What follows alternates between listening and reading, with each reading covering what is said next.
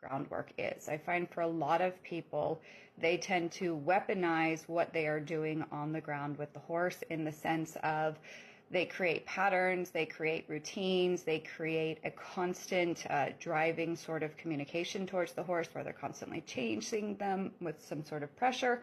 They're constantly forcing that horse into, I'm going to say, a degree of flee or very quick responses, but very little thinking is happening in the horse. It's more about teaching a reactivity in the horse and an obedience in the horse and a compliance in the horse, rather than seeing the opportunity of working with the horse from the ground is actually, we'll say, the opening conversation starter to prepare for the upcoming ride.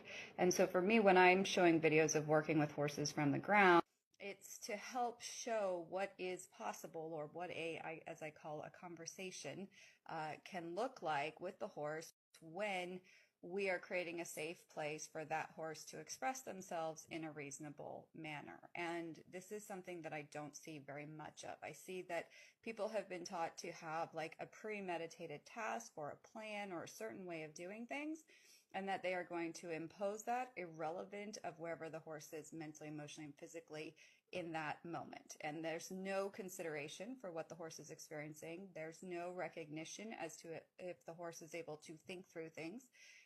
If the horse does offer what I call counter offers, or where they come up with different behaviors than what was requested by the human, there's often a huge amount of critique and constant pressure and driving and chasing to teach that horse a lesson, if you will, that you'll see in a lot of these videos that people try and share, going, look at, this is how you round pen a horse, and this is how you do groundwork with a horse.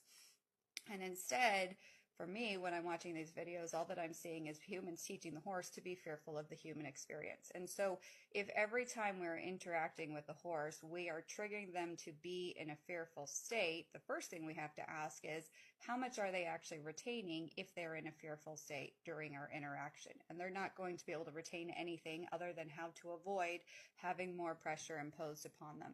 And this is where a lot of times people will say, well, just keep doing the same pattern, and then that horse will quit resisting or quit avoiding or quit whatever it is that they've come up with.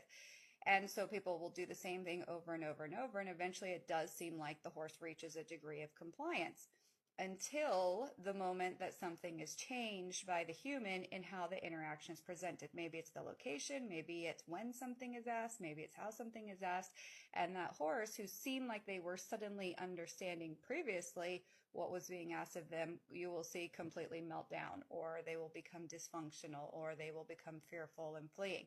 And this is where people go, but we've practiced so much. How come my horse doesn't, he should be fine with this. We've done it a million times before, maybe in a different location or in a different arena or different whatever the scenario.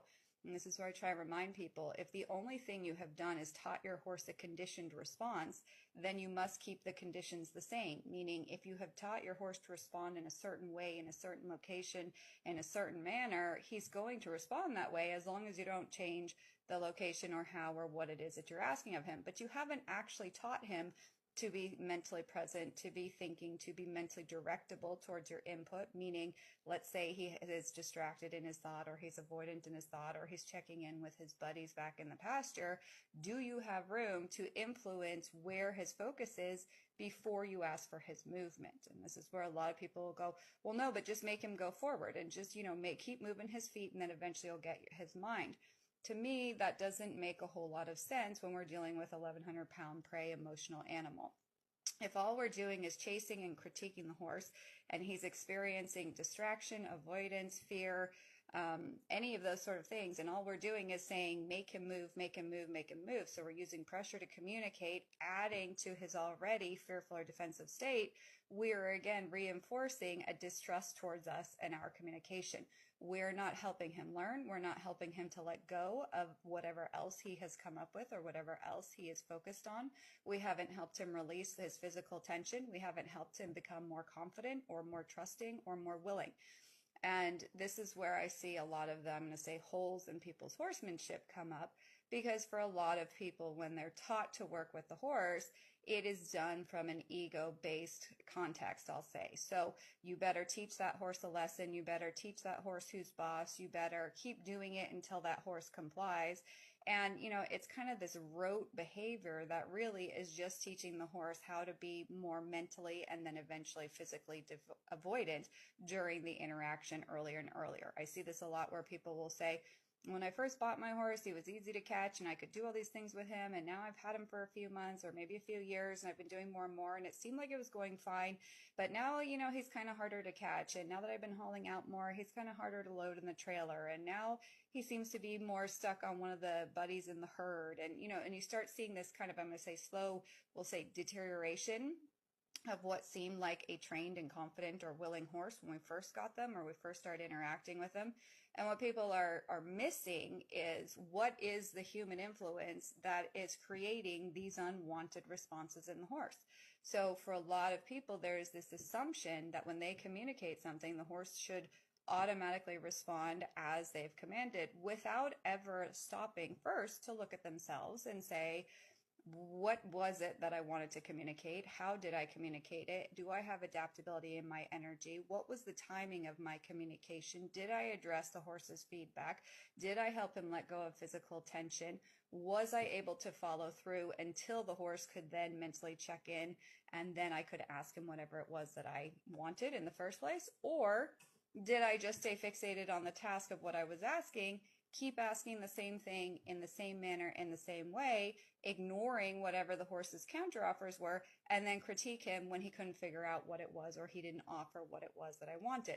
And these are the sort of gray area communication that I find a lot of people find themselves in with their horse. A lot of people kind of have gone through the motions, or maybe they haven't really thought about assigning value to, I'm going to say, the basic interactions, such as what is the quality of catching your horse? What's the quality of leading your horse, going through the gate, taking him to wherever you tie him? What is the quality of tacking up when you go to mount him? Looking at all these little bits and pieces, because for a lot of folks, that's not really the important stuff. That's not the big stuff, or it hasn't been a fearful experience for them yet.